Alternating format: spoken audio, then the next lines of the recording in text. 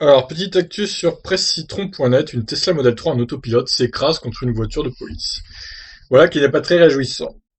Cet accident remet encore une fois en question le mode de conduite autonome de Tesla baptisé autopilote.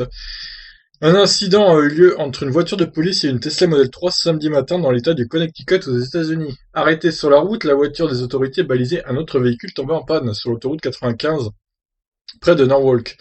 Aucun blessé n'a été à déplorer selon la police sur Facebook, mais l'événement vient encore une fois remettre en question l'appellation autopilote de Tesla évoquant son mode semi-autonome.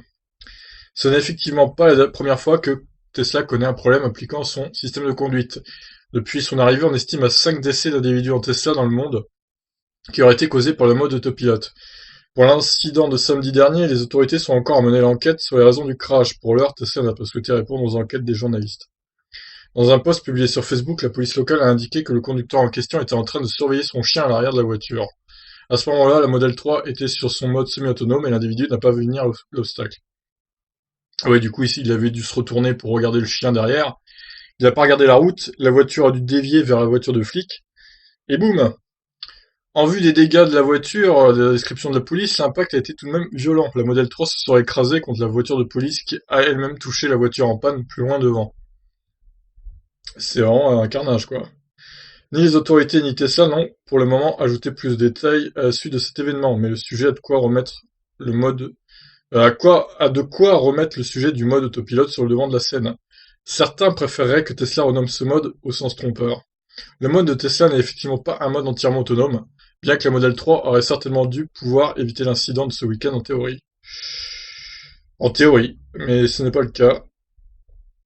Cet avis est notamment partagé par un certain Steve Wozniak. Ah oui, bon, lui, le gros rageux de service de chez Apple. J'avais déjà fait une vidéo sur son interview, je vous laisse aller voir au pire. On va essayer de regarder un peu les images sur Facebook. Oui, d'accord. Alors voyons. Donc ça doit être la voiture qui était arrêtée, je pense. Je pense, hein. Là, c'est la modèle 3 du coup. Ah, l'avant est bien défoncé. C'est un carnage. Bon, tout le monde va bien, donc c'est le principal, j'ai envie de dire. C'est tant mieux.